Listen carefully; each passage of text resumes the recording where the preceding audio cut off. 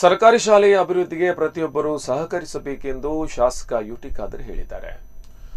ಮಕ್ಕಳ ಕಲಿಕೆಗೆ ಪ್ರೋತ್ಸಾಹ ನೀಡುವ ರೀತಿಯಲ್ಲಿ ಸರ್ಕಾರಿ ಶಾಲೆಯ ಬೆಳವಣಿಗೆಗೆ ಪ್ರತಿಯೊಬ್ಬರು ಸಹಕಾರ ನೀಡಿದರೆ ರಾಜ್ಯದ ಪ್ರತಿ ಸರ್ಕಾರಿ ಶಾಲೆಯು ಉನ್ನತಿಯನ್ನು ಹೊಂದಲು ಸಾಧ್ಯ ಎಂದು ಮಂಗಳೂರು ಶಾಸಕ ಯುಟಿ ಖಾದರ್ ಹೇಳಿದರು.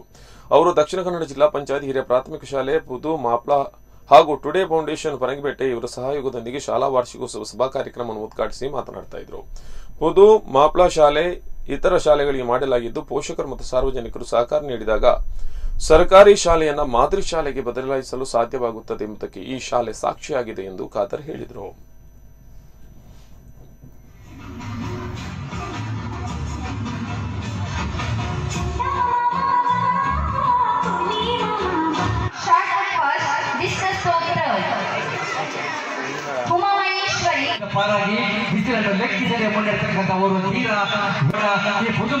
ಒಂದು ಕಾಲೇಜನ್ನು ಬಂದಾಗಿದ್ದರೆ ಮುಚ್ಚುವಂತ ಪರಿಸ್ಥಿತಿ ಇದೆ. ಇಲ್ಲಿ ಮಕ್ಕಳಿಗೆ ನಮ್ಮ ಸಮಸ್ಯೆ